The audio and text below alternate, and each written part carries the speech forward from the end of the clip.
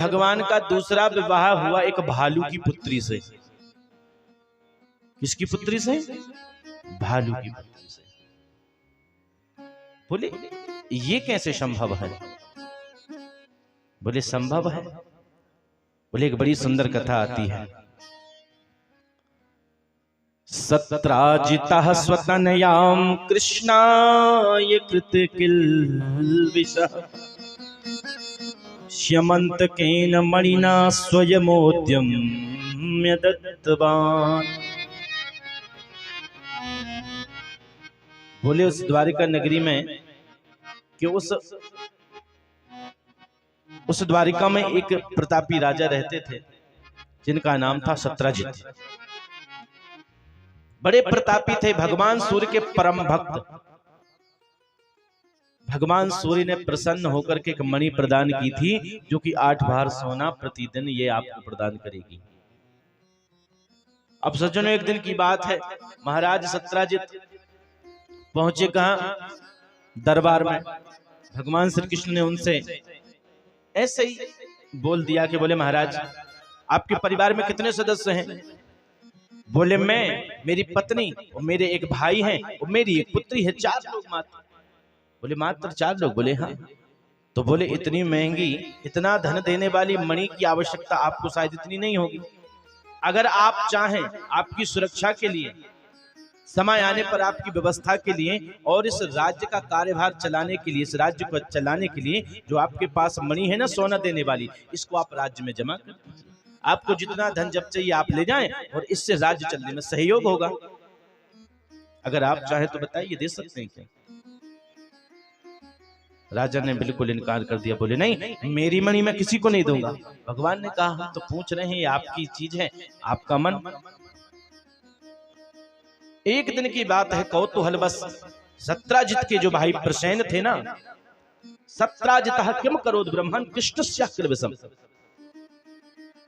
सोचा कि ठीक है, मन में विचार आया तो उस मणि को प्रसेन डाल करके चले गए शिकार के लिए। शिकार के लिए जंगल में गए तो क्या होता, एक भयंकर सिंह सामने आया और उस सिंह ने प्रसेन को मार दिया और मार करके उस मणि को छीन कर ले गया सिंह।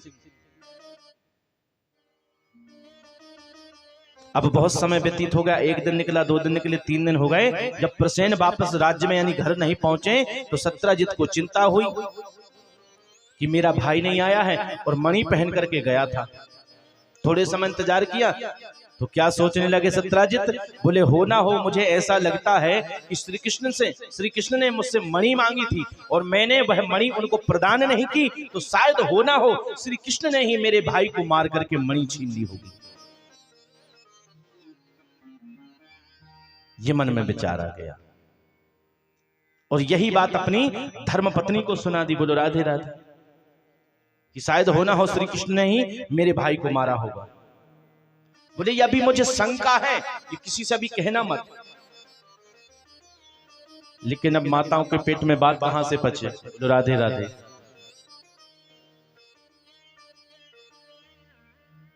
सत्राजित ने एक थोड़ी सी गलती कर दी थी। बोलो कौन सी गलती? बोले अपनी पत्नी को बता तो दिया, बताते समय ये बात बोल दी बता करके। कौन सी? बोले किसी और को मत बताना। बोलो राधे राधे। ये बड़ी समस्या है। क्यों? देवियों के अंदर कोई बात पचती नहीं है। कोई विशेष बात हो ना तो स्त्रियों को नहीं बताना चाहिए। चलो अगर जैसे तैसे बता भी दो ना तो बता करके ये बिल्कुल मत कहना कि किसी को बताना नहीं। ये बोल दिया तो फिर तो बताएंगे। अब सत्राजित की धर्मपत्नी ने भी यही किया। एक अपनी सहेली आई, उसको बताई। बोले मेरे देवर जी नहीं आए कुछ दिन से, मेरे पति कह रहे थे कि कृष्ण ने, द्वारिका के राजा हैं, उन्होंने मेरे देवर की हत्या कर दी और मणि छीन ली। ये मेरे स्वामी ने मुझे बताया। बोले शायद ऐसा लगता है, लेकिन सुनो उन्होंने कहा था किसी को बताना नहीं। वो तो तुम मेरी बहुत प्रेमी हो, मेरी सहेली, इसलिए मैंने तुम्हें बता दिया, तुम भी किसी को मत बताना। अब उसने भी यही कहा, अपनी कोई दूसरी सहेली थी उसको बता दिया और उससे भी यही बोल दिया तुम तो मेरी पक्की सहेली हो ना, इसलिए मैंने तुम्हें बताया, लेकिन तुम किसी और को मत बताना। लेकिन कहते हैं यत्तिष्ठा वयं धर्मो और करणे करणे जपन जना, एक दूसरे के माध्यम से पूरे राज्य में खबर फैल गई, दरबार तक पहुंची और भगवान श्री कृष्ण को इस बात का पता चला। भगवान ने सोचा, हे भगवान, ये मैंने बहुत बड़ी गलती कर दी थी कि राजा सत्यराज से उनकी मणि मांग ली थी। अरे ये तो मैंने अच्छा ही सोची थी, लेकिन इतना बड़ा पाप मेरे सर, इतना बड़ा कलंक लग गया मुझे कि मैंने प्रसेन की हत्या कर दी। गुरुदेव सांडिल्य जी से पूछा, गर्गाचार्य जी से बोले, गुरुदेव ये कौन सी समस्या मेरे सर आ रखी है? कहते हैं किसी अन्य प्राणांतर्गत कथा आती, गर्गाचार्य जी बताते हैं गर्ग संहिता के माध्यम से, बोले कहते हैं तुमने कृष्ण चौथ का चंद्रमा देख लिया था। आज भी हम सभी लोग मानते हैं ना कि चौथ का चंद्रमा नहीं देखना चाहिए। कौन सी चौथ का? जब गणेश जी विराजमान होते हैं, उस चतुर्थी का, भाद्रपद में। तो जब उस चतुर्थी के चंद्रमा का दर्शन नहीं करना चाहिए। प्राणांतर्गत कथा आती है गर्ग संहिता के माध्यम से, गर्गाचार्य जी ने बतलाया था। तो उसका निदान करवाया और उसके बाद कृष्ण ने सोचा कि भैया जब ही हमें शांति मिलेगी तब, जब तक हम मणि नहीं ढूंढ देंगे। भगवान ने अपने कुछ साथियों को साथ में लिया और निकल पड़े जंगल की ओर। कहां पहुंचे? जहां पर जंगल में शिकार करने के लिए गए। कुछ दूर चले तो वहां पर क्या देखते हैं कि प्रसेन मरे पड़े हुए हैं। प्रसेन मरे पड़े हुए हैं। वहां देखा कि मणि तो है नहीं है, लेकिन सिंह के पैरों के निशान जरूर हैं, किसी शेर के पैरों के निशान जरूर हैं। तो भगवान क्या करते हैं, उन शेरों के पैर के चिन्हों के साथ आगे बढ़ते हैं। आगे जाकर के क्या देखते हैं, जहां सिंह के पैर रुके देखा कि वहां सिंह मरा पड़ा हुआ है। एक जगह सिंह मरा पड़ा हुआ है, लेकिन वहां पर मणि नहीं है। अब सिंह के पास देखे तो किसी रीछ यानी किसी भालू के पैरों के निशान दिखाई दिए।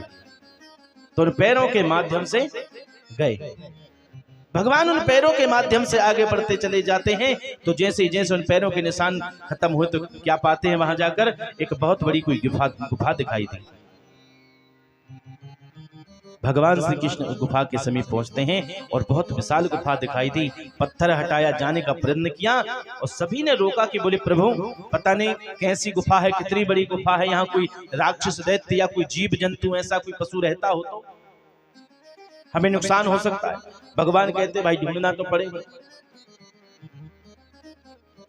अपने सभी संगी साथियों को भेज दिया, बोले आप लोग जाओ, मैं कुछ समय में आऊंगा, देखता हूं। भगवान अंदर पहुंचे, जैसे गुफा में प्रवेश किया तो बहुत प्रकाश हो गया। उस अंधेरी गुफा में बहुत भयंकर प्रकाश दिखाई दिया। भगवान समीप पहुंचे तो क्या देखते हैं, एक जो कन्या थी वह उस मणि से खेल रही होती है। भगवान उस कन्या के समीप पहुंचे और कन्या से कहा, देवी ये जो मणि है ये हमें दे दो। इस मणि के कारण हमें बहुत बड़ा कलंक लगा हुआ है, ये मणि हमें दे दो। भगवान कह ही रहे थे तो इतने में वहां पर वह भालू आ गया, आया और भगवान को देखकर बड़ा क्रोधित हुआ। बोले तुम यहां प्रवेश कैसे किए? भगवान ने कहा ये मणि हमें दे दो। तो भालू कहते हैं कि अगर तुम्हें ये मणि चाहिए तो हमारा एक काम करना पड़ेगा, एक शर्त है। बोले क्या शर्त है? बोले तुम्हें हमसे युद्ध करना पड़ेगा। बोलो राधे राधे। अब ये भालू कोई साधारण भालू नहीं है। कौन है ये? साक्षात जामवंत जी महाराज, बड़े बुद्धिमान, शक्तिशाली, तपस्वी, बड़े हिम्मत वाले और बहुत बलशाली। भगवान श्री रामचंद्र जी की सेना में सबसे वृद्ध, और इनकी बड़ी कृपा थी। बोले जब समुद्र पार करना था ना सीता माता की खोज के लिए, एक से एक वानर आए सामने, मन में विचार के इसको पार करना है, कैसे करें। किसी ने सोचा हम चले तो जाएंगे, पर लौटने का भरोसा नहीं है। अब हनुमान जी बड़े शांत स्वभाव में बैठे हुए थे, अपने बिल्कुल एकदम शांति, क्योंकि हनुमान जी को श्राप था कि भाई आप अपनी ताकत को, अपनी हिम्मत को ही भूल जाओगे, आपके बल का ही आपको भान नहीं रहेगा। तो वो तो एक बुद्धिमान थे जामवंत जी, उन्होंने मन में विचार किया कि हनुमान चाहे तो क्या नहीं कर सकते हैं, लेकिन बस समस्या ये है कि ध्यान कराना पड़ेगा। तो ध्यान कराया। बोले अरे तुमसे ऐसा कौन सा कार्य है जो ना कर बन सके, कौन सुख आज कठिन जग माही जो नहीं हो साथ। ये वही जामवंत जी हैं। भगवान ने कहा ठीक है शर्त मंजूर है। युद्ध हुआ, दोनों कहते हैं 18 दिन तक युद्ध चला। जामवंत जी की नस नस ढीली पड़ गई। जब 18 दिन युद्ध के हो गए, अब तो बस की नहीं है, हिम्मत टूटने लगी। जब हिम्मत टूट गई जामवंत जैसे बलशाली योद्धा की, तो समझ गए जामवंत जी, बोले संसार में कोई ऐसा है नहीं जो मुझे परास्त कर सके। हाथ जोड़ करके खड़े हो गए। बोले प्रभु सच सच बताइए आप कौन हैं। देखते ही देखते भगवान श्री कृष्ण ने त्रेता का वह सुंदर छवि, त्रेता की वह सुंदर रूप का दर्शन करा दिया जामवंत जी को। बोलिए श्री राघवेंद्र सरकार की। रामाय राम भद्राय रामचंद्राय वेधसे रघुनाथाय नाथाय सीताय पतये नमः। भगवान श्री सीतापति राघवेंद्र सरकार को प्रणाम किया। बोले प्रभु आपकी बड़ी कृपा है। संत महात्मा इसका भाव बतलाते हैं कि त्रेता युग में जब संपूर्ण युद्ध हो गया, भगवान श्री राघवेंद्र सरकार लौट रहे थे, तो सभी से कहा सब कुछ ना कुछ मांगो। जामवंत जी हाथ जोड़ करके खड़े। भगवान ने कहा जामवंत जी आप भी कुछ मांगो। जामवंत जी ने कहा प्रभु और तो कुछ चाहिए नहीं है, बस इतने दिन आपका संग मिला, आपकी भक्ति मुझे स्वतः ही प्रदान है और आपकी कृपा तो मुझ पर है ही है। अगर कुछ देना चाहते हो तो बस इतना चाहता हूं कि सारी इस सेना में, रावण की सेना में, सब में कोई ऐसा नहीं था जिससे मैं युद्ध कर सकूं, मात्र एक रावण। अब रावण को आपको मारना था, आपके द्वारा उसका संहार होना था, तो कोई दूसरा था नहीं। तो इन हाथों में थोड़ी सी कृपा हो जाए, आपसे दो हाथ हो जाए, बस आप युद्ध कर लो।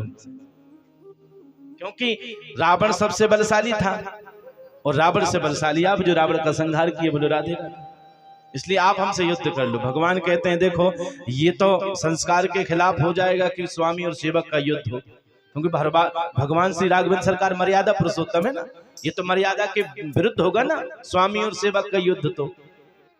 तो भगवान ने कहा लेकिन तुम्हारी इच्छा पूर्ति हम जरूर करेंगे, अभी तो नहीं, पर द्वापर में मैं कृष्णावतार में आऊंगा ना, उस समय जरूर तुम्हारी इच्छा को पूर्ति करेंगे। बोलो राधे राधे।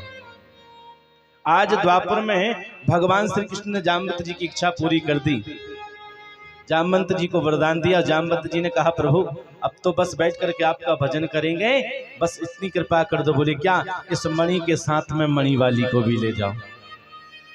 बोले मेरी पुत्री यह जामवती है, इससे विवाह कर लो। भगवान ने दूसरा विवाह जामवती से किया। जाम्बवती से विवाह हुआ, विवाह लेकर के आए।